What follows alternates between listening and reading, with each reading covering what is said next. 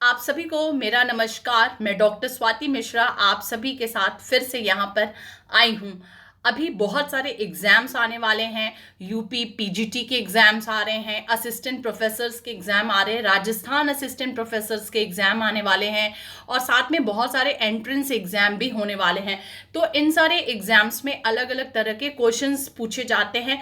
बहुत सारे बच्चे बहुत सारे स्टडीज कर लेते हैं, फिर भी जो कुछ क्वेश्चंस होते हैं ना, जो सीधे स्टेटमेंट्स पूछ दिया जाता है, बुक्स पूछ दी जाती हैं, तो उस पर थोड़ा सा उनकी प्रिपरेशन बहुत अच्छी नहीं हो पाती है। हाँ, कंसेप्ट वो क्लियर करते हुए चलते हैं क्योंकि वो साल भर पढ़ते हैं, तो उनके कंसेप्ट तो क्लियर हो जाते हैं। बट कुछ सडन स्टेटमेंट्स पूछ दिया जाता है, उस पर वो थोड़ा सा जो कॉम्पिटिटर्स होते हैं वो आप थोड़ा सा कंफ्यूज हो जाते हैं।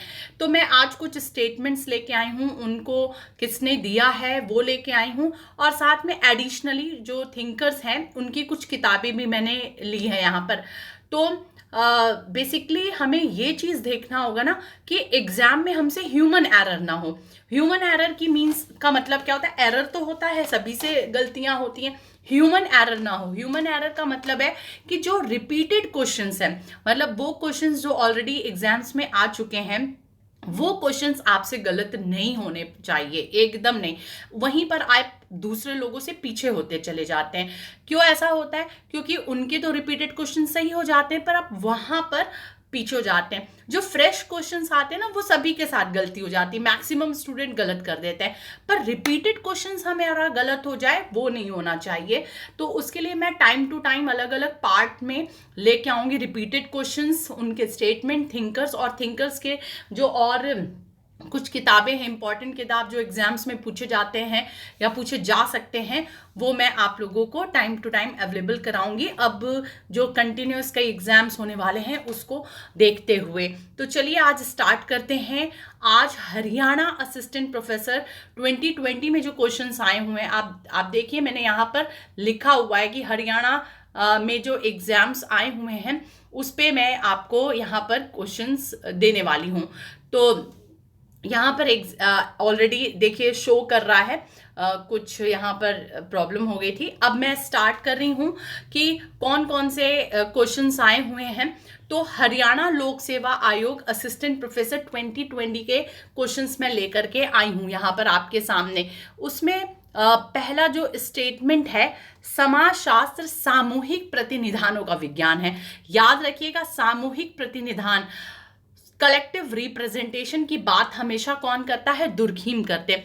एक चीज मेरे वीडियो में आप और खास देखेंगे कि क्वेश्चन पेपर ऑलरेडी ज्यादातर लोगों ने सिर्फ हिंदी में डाला है। मैं यहाँ पर ट्रांसलेट करके अपने इंग्लिश मीडियम स्टूडेंट्स के लिए भी लेके आई हूँ, तो हिंदी मीडियम इंग्लिश मीडियम दोनों को ही कोई प्रॉब्लम नहीं होने वाली है। तो पहला स्टेटमेंट है कि sociology is the science of collective representation. ये किसने दिया? ये दुर्खीम ने दिया है। नेक्स्ट जो है वो है, समाजशास्त्री होने के नाते हमारी रुचि सामाजिक संबंधों में है, इस कारण नहीं कि वे आर्थिक, राजनीतिक या धार्मिक है, वरन इस कारण कि वे साथ ही सामाजिक भी हैं। Being sociologist we are interested in social relations. किसकी बात हो रही है? सोशल रिलेशंस की बात हो रही है, सामाजिक संबंधों की बात हो रही है। Not because they are economic, political और religious, even they are social at the same time. ये स्टेटमेंट किसका है? ये मैकाइवर एंड पेज का स्टेटमेंट है। आगे हम बढ़ते हैं। आगे नेक्स्ट जो स्टेटमेंट है वो है, रिसर्च मेथोडोलॉजी से भी बहुत सारे क्वेश्चंस आते हैं, तो उससे भी स्टेटमेंट आते हैं एग्जाम में। नेक्स्ट है कि objectivity is the willingness and ability to test evidence objectively. वस्तुनिष्ठता, निष्पक्षता से प्रमाण का परीक्षण करने की इच्छा और योग्यता है। ये स्टेटमेंट है A.W. ग्रीन का। Okay, A.W. ग्रीन के। A.W. ग्रीन की बुक जो है, ये बुक नहीं एग्जाम्स में पूछा गया, एग्जाम में ये स्टेटमेंट पूछा गया है। मैं एक जो एडिशनल नॉलेज होता है मैं वो देने की कोशिश कर रही हूँ। क्या मालूम ये थिंकर आ गए तो इनकी बुक भी आ सकती है। तो A.W. ग्रीन की बुक है sociology and analysis of life in modern society. Okay, next है कि समाजशास्त्र नाम दो भाषाओं ये एक अवैध संतान है, दो भाषाओं की एक अवैध संतान है। ये रॉबर्ट बिरस्टेट का स्टेटमेंट है, जो कि एक अमेरिकन सोशियोलॉजिस्ट रहे हैं। इनकी जो बुक्स है, the social order, it is one of the most important book, the social order, American sociological theory, power and progress, email दुर्खाइम, selection from his work together. Email दुर्खाइम पे भी उन्होंने काम किया है, selection from his work together, ये भी इनकी book है रॉबर्ट बिरस्टेट की। ओके, रॉबर्ट बिरस्टेट का ये स्टेटमेंट एग्जाम्स में पूछा गया। नेक्स्ट हम आगे बढ़ते हैं। नेक्स्ट जो है वो है, जहां कहीं भी जीवन है वहां समाज है। Where there is a life there is a society. ये स्टेटमेंट किसका है? ये स्टेटमेंट है मैकाइवर एंड पेज का। ओके, ठीक है, ये स्टेटमेंट है मैकाइवर एंड पेज का। नेक्स्ट स्टेटमेंट है, समस्त विज्ञानों की एकता केवल उसकी पद्धति में है, न कि उसकी अध्ययन सामग्री में।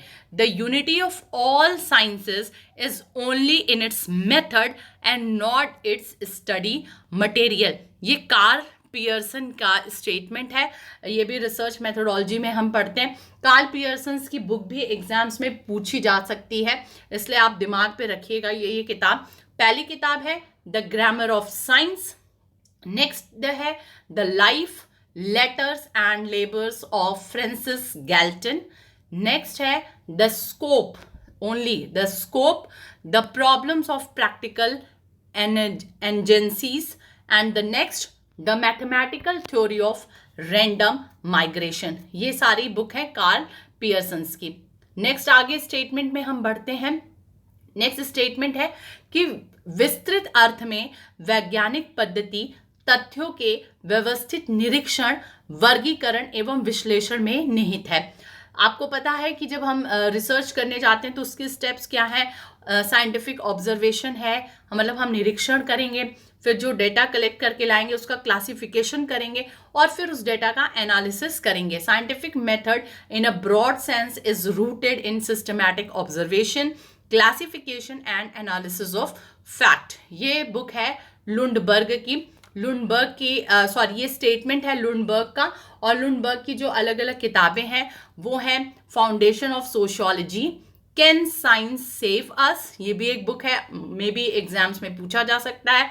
Social research, a study in method of gathering data, and the last book, वैसे तो और भी किताबें हैं पर जो मैंने यहाँ पर लिखा है वो है marketing and social organisation. Next statement जो पूछा जा रहा है वो स्टुअर्ट चेंज का पूछा जा रहा है। विज्ञान का संबंध विषय वस्तु से न होकर अध्ययन पद्धति से है। Science is not concerned with the subject matter but with the method of study. ठीक है, सब्जेक्ट मेथड से कंसर्न नहीं है विज्ञान। विज्ञान तो जो पद्धति है, अध्ययन पद्धति, स्टडी मेथड है जो, उससे रिलेटेड है। ये बात किसने की है? स्टुअर्ट चेंज ने की है। स्टुअर्ट चेंज की मैंने किताब यहाँ नहीं लिखी है।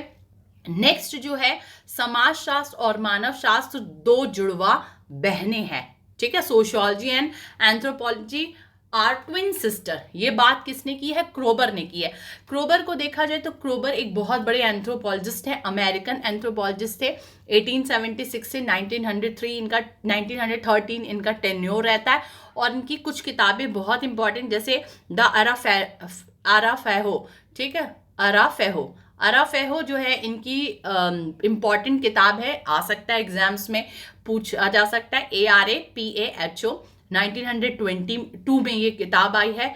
नेक्स्ट बुक है religion of the Indians of California, configuration of cultural growth, hand books of Indian California. Indian California अगर नाम आता है तो क्रोबर को आप जरूर याद रखिएगा।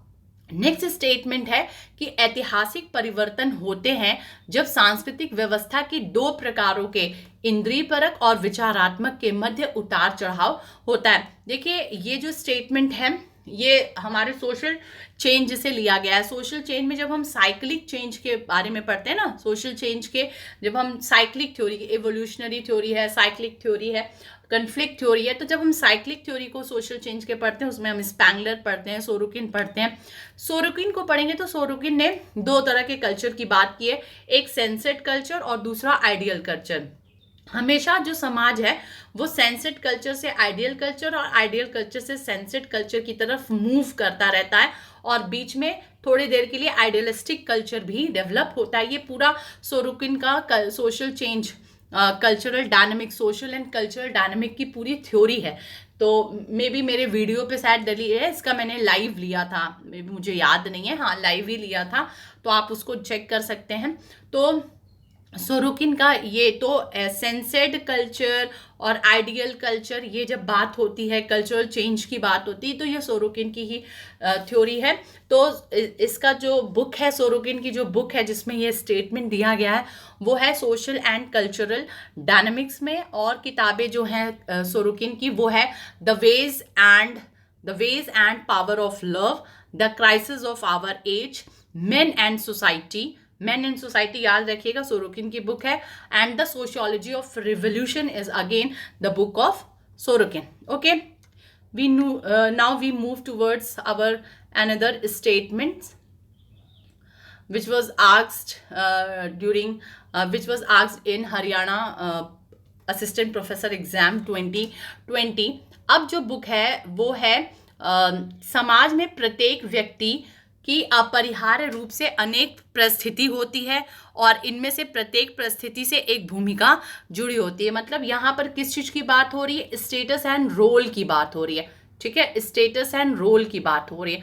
तो स्टेटस एंड रोल की बात क्या हो रही है कि हर समाज में एक व्यक्ति है, व्यक्ति की अलग अलग स्टेटस होते हैं। मतलब अगर मान लीजिए एक फीमेल की बात हो रही है तो वो मदर भी है, सिस्टर भी है, वाइफ भी है, मे बी एक टीचर भी हो सकती है। अलग अलग उसके रोल हो, स्टेटस होते हैं, और हर स्टेटस से जुड़े जुड़े अलग अलग रोल होते हैं। मदर के अपने रोल होते हैं, आपके सिस्टर के अलग रोल होते हैं, वाइफ के अलग रोल होते हैं, प्रोफेशनल है तो उसके अलग रोल होते हैं। तो ये स्टेटमेंट किसने दिया है? ये स्टेटमेंट रॉल्फ लिंटन ने दिया है। स्पेलिंग अगेन मैं देख ले रही हूँ, RALF, ठीक है, RALF, रॉल्फ लिंटन। इनकी जो बुक है वो बुक है the cultural background of personality, the tree of culture, the science of man in the world crisis, the psychological frontiers of society. ये इनकी अलग अलग है। द ट्री कल्चर भी इनकी एक बुक है। ठीक है, तो याद रखिएगा। And Ralph Linton was American anthropologist, वो अमेरिकन एंथ्रोपोलॉजिस्ट थे। अब हमारे नेक्स्ट स्टेटमेंट आता है 12। मनुष्य का अनोखापन उसकी संस्कृति के आधिपत्य में निहित होता है। The uniqueness of man lies in the hegemony of his culture. ये किसका स्टेटमेंट है? ये है के डेविस का, किंग्सले डेविस का। इनकी जो बुक है वो है ह्यूमन सोसाइटी, बहुत ज्यादा पूछी जाने वाली किताब है। Some principle of stratification, again very important book. Cities, their growth, origin and human impact, and the cultural and the structural analysis of kinship.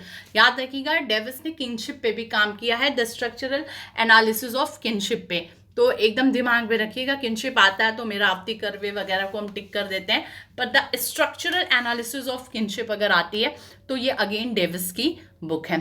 Okay, next आगे हम बढ़ते हैं। ब्रश सेलेक्ट कर रही थी। नेक्स्ट जो 13 है स्टेटमेंट, वो है पूंजीवाद के कारण कर्मकार को अपने कार्य के प्रति मोहभंग हुआ है। The worker is disillusioned with his work because of capitalism. ये मार्क्स की थ्योरी है। मार्क्स हमेशा से पूंजीवाद की बात करते हैं, पर उसमें मोहभंग की बात जब हो रही है, ठीक है, डिसइल्यूजन्ड की बात हो रही है, तो ये एलिनिएशन थ्योरी है ना। एलिनिएशन में ही तो बताया गया है कि किस तरह से जो वर्कर्स होते हैं उनको अपने काम के प्रति एलिनिएट हो जाते हैं, वो दूसरे अपने कुलीग से एलिनिएट होते हैं, वो अपने सोसाइटी से एलिनिएट होते हैं, और खुद अपने से भी एलिनिएट हो जाते हैं। मैंने एलिनिएशन पे वीडियो डाला है, आपको बहुत अच्छे से समझ में आ जाएगा। तो ये स्टेटमेंट है मार्क्स का। लास्ट जो आज हम लोग स्टेटमेंट पढ़ रहे हैं, 14 मैं यहाँ पर स्टेटमेंट लेके आई हूँ, वो है हैबरमास का। हैबरमास बहुत ही रेलिवेंट सोशियोलॉजिस्ट हैं और फिलोसोफर हैं। आज इनकी थ्योरी बहुत चरितार्थ दिखाई देती है हमें। जो लेजिटिमेशन क्राइसिस में इन्होंने थ्योरी दी है, उसको बहुत, जब हम हैबरमास पढ़ेंगे तो डिटेल में हम पढ़ेंगे।